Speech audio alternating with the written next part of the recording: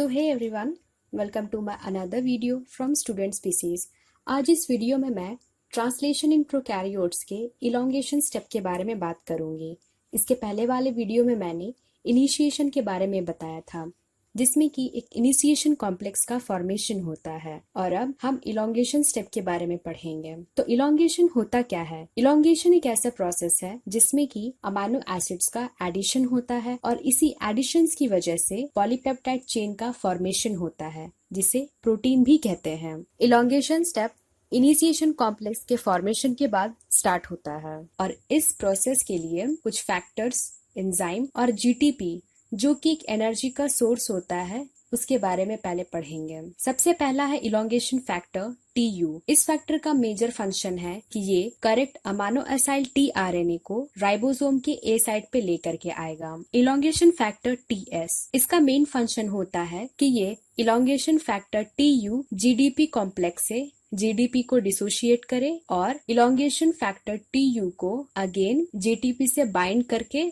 एक कॉम्प्लेक्स का फॉर्मेशन करे। थर्ड है इलोंगेशन फैक्टर जी। इसे ट्रांसलोकेज एंजाइम भी कहते हैं। इसका मेजर फंक्शन होता है कि ये राइबोसोम के ट्रांसलोकेशन में हेल्प करे। यहाँ पे राइबोसोम का ट्रांसलोकेशन 5 प्राइम टू 3 प्राइम के डायरेक्शन में होता है। चौथा है पेप्टाइडाइल ट्रांसफरेज। ये एक ऐसा एंजाइम है जो कि अमाइनो एसिड के बीच में पेप्टाइड बॉन्ड का फॉर्मेशन करे। अगर ग्रोइंग पेप्टाइड चेन है तो उसको अमाइनो एसिड से बाइंड करता है, जो कि ए साइट पे प्रेजेंट रहेगा। अब लास्ट है जीटीपी। ये एक एनर्जी का सोर्स होता है जो कि अमाइनो एसाइल टीआरएनए के बाइंडिंग में यूज किया जाता है और राइबोसोम के ट्रांसलोकेशन में यूज किया जाता है। तो चलिए शुरू करते हैं इलोंगेशन स्टेप को। यहाँ पे मैंने इलोंगेशन स्टेप को आसानी से समझने के लिए कुछ सेक्शंस में डिवाइड किया है।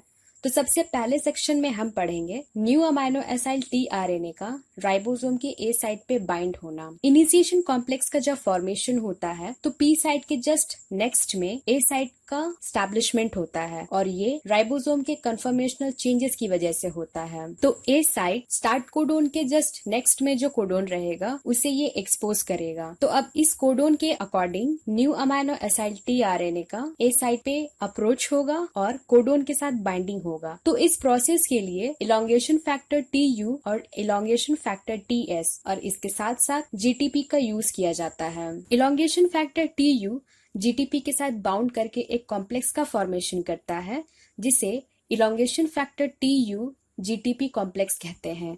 ये कॉम्प्लेक्स अब न्यू अमाइनो एसाइल टीआरएनए के साथ बाउंड करेगा, जो कि अमाइनो एसाइल टीआरएनए को ए साइट पे लेकर के भी जाता है और कोडोन के साथ उसका बाइंडिंग करता है। यहाँ पे बाइंडिंग के लिए जीटीपी का हाइड्रोलाइसिस होता है। तो elongation factor TU GTP complex का जो जीटीपी रहता है वो हाइड्रोलाइसिस करेगा, जिससे कि एनर्जी का रिलीज होता है और इसी के साथ साथ एंटीकोडोन और कोडोन के बीच में बाइंडिंग होता है। अब जब जीटीपी का हाइड्रोलाइसिस हो गया है तो यहाँ पे एक न्यू कॉम्प्लेक्स का फॉर्मेशन होता है, जिसे इलोंगेशन फैक्टर टीयू जीडीपी कहते हैं। अब elongation factor TU GDP complex में इलोंगेशन फैक्टर टीएस एक्ट करेगा और इस फैक्टर का काम होता है कि ये जीटीपी को डिसोशिएट करे, जिससे कि इलोंगेशन फैक्टर टीयू फ्री हो जाता है और फिर से इलोंगेशन फैक्टर टीयू किसी दूसरे नए जीटीपी के साथ बाउंड कर सकता है। तो इस प्रोसेस के लिए इलोंगेशन फैक्टर टीएस का यूज होता है। मतलब इलोंगेशन फैक्टर टीयू के साथ न्यू जीटीपी का बाइंडिंग के लिए इलोंगेशन फैक्टर टीएस का यूज होगा। तो अगर इस ओवरऑल प्रोसेस को हम देखेंगे तो यहाँ पे इलोंगेशन फैक्टर टीयू और GTP new amino acyl tRNA के साथ बाउंड करके राइबोसोम के ए साइट पे लेकर के भी जा रहा है और एंटीकोडोन और कोडोन के बीच में बाइंडिंग भी क्रिएट कर रहा है। अब सेकेंड स्टेप में हम पेप्टाइड बाइंडिंग को देखेंगे कि किस तरीके से अमाइनो एसिड्स के बीच में पेप्टाइड बॉन्ड का फॉर्मेशन होता है। पी साइट का फॉर्माइलेटेड मेथियोनिन टीआरएनए से फॉर्माइलेटेड मेथियोनिन डिसोशिएट हो जाता है और यहाँ से ए साइट के अमाइनो एसाइल टीआरएनए के पास वो ट्रांसफर हो जाता है। अब अगर यहाँ पे हम देखेंगे तो पी साइट का जो टीआरएनए है वो अब फ्री हो चुका है, जिसे डी एसाइलेटेड टीआरएनए भी कहते हैं। या फिर फ्री टीआरएनए कहेंगे। अब जो पी साइट का अमाइनो एसिड था वो ए साइट के अमाइनो एसिड के साथ पेप्टाइड बॉन्ड का फॉर्मेशन करेगा और इस बॉन्ड के फॉर्मेशन के लिए पेप्टाइडाइल ट्रांसफरेज एंजाइम का यूज होता है। तो पी साइट का टीआरएनए फ्री हो चुका है और ए साइट में जो टीआरएनए है उसमें अब 2 अमाइनो एसिड्स प्रेजेंट हैं जिसे डाइपेप्टाइड्स भी कहेंगे या फिर इस पूरे कॉम्प्लेक्स को डाइपेप्टाइडाइल टीआरएनए कॉम्प्लेक्स कहेंगे। तो ये था formation of peptide bond between the amino acid of P site and A site. जब बाइंडिंग का प्रोसेस कंप्लीट हो जाता है तो उसके बाद ट्रांसलोकेशन का प्रोसेस शुरू होगा जिसमें राइबोसोम 5 प्राइम टू 3 प्राइम के डायरेक्शन में ट्रांसलोकेट होता है।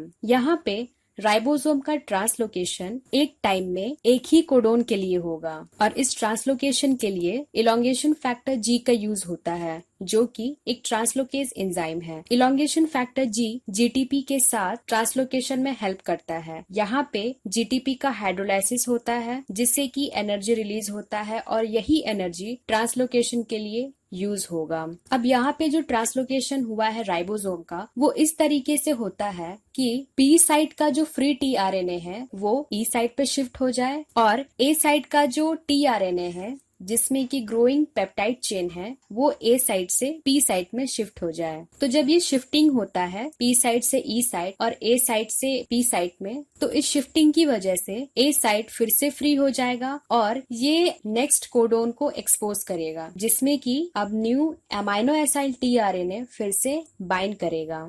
तो जैसे ही ए साइट फ्री हो जाता है तो new amino acyl tRNA elongation factor TU और जीटीपी के साथ बाउंड हो करके ए साइट पे पहुंचता है और कोडोन के साथ बाइंडिंग बनाता है और ये बाइंडिंग अमाइनो एसाइल टीआरएनए के एंटी कोडोन और एमआरएनए के कोडोन के बीच होता है और इसके लिए एनर्जी का यूज होता है जो कि जीटीपी के द्वारा प्रोवाइड किया जाएगा। ए साइट में न्यू अमाइनो एसाइल टीआरएनए के बाइंडिंग के साथ ग्रोइंग पेप्टाइडाइल चेन जो कि पी साइट में प्रेजेंट है पी साइट से डिसोशिएट होकर के ए साइट का जो अमाइनो एसाइल टीआरएनए है वहाँ ट्रांसफर हो जाता है और फिर से ग्रोइंग पॉलीपेप्टाइड चेन और अमाइनो एसिड के बीच पेप्टाइड बॉन्ड का फॉर्मेशन होता है और इस बॉन्ड के फॉर्मेशन के लिए पेप्टाइडाइल ट्रांसफरेज एंजाइम का यूज होगा। तो अब पी साइट का जो टीआरएनए है वो फ्री हो गया है तो अब यहाँ से राइबोसोम का ट्रांसलोकेशन होगा और इस ट्रांसलोकेशन के लिए इलोंगेशन फैक्टर जी और जीटीपी का यूज किया जाता है। तो जब राइबोसोम का ट्रांसलोकेशन होता है तो फ्री टीआरएनए जो कि पी साइट पे प्रेजेंट है वो ई साइट पे शिफ्ट हो जाता है और ए साइट का जो टीआरएनए है जिसमें ग्रोइंग पेप्टाइडाइल चेन प्रेजेंट है वो पी साइट में शिफ्ट हो जाता है। तो इस तरीके से ये पूरा एक साइक्लिक प्रोसेस होता है और ये प्रोसेस तब तक चलेगा जब तक कि ए साइट पे स्टॉप कोडोन प्रेजेंट ना हो जाए। तो अगर इस पूरे स्टेप को हम एक समरी के रूप में देखें तो सबसे पहले पी साइट के बगल में ए साइट का स्टैब्लिशमेंट होगा। ए साइट में न्यू अमाइनो एसाइल टीआरएनए का अराइवल होता है और कोडोन के साथ बाइंडिंग होगा। इस बाइंडिंग के लिए elongation factor TU along with the GTP का यूज किया जाता है। इस प्रोसेस के बाद पी साइट का जो टीआरएनए है उससे अमाइनो एसिड डिसोशिएट होकर के ए साइट के टीआरएनए के पास ट्रांसफर हो जाता है और पी साइट का जो अमाइनो एसिड था वो ए साइट के अमाइनो एसिड के साथ पेप्टाइड बॉन्ड का फॉर्मेशन करेगा और इस बॉन्ड के फॉर्मेशन के लिए पेप्टाइडाइल ट्रांसफरेज एंजाइम का यूज होता है। इसके बाद राइबोसोम का ट्रांसलोकेशन होता है जिससे कि ए साइट का जो टीआरएनए है वो पी साइट में शिफ्ट हो जाता है और पी साइट का जो फ्री टीआरएनए है वो ई साइट पे पहुंच करके ई साइट से ही वो स्लिप अवे हो जाता है यानी कि बाहर निकल जाता है। तो ये था एक complete elongation step. I hope कि ये आपको समझ में आया होगा। अगर आपको ये वीडियो इन्फॉर्मेटिव लगे तो प्लीज इसे जरूर शेयर करें, मेरे चैनल को सब्सक्राइब करें ताकि मैं ऐसे ही इन्फॉर्मेटिव वीडियोस आप लोगों के लिए ला सकूं। And thank you for watching my video.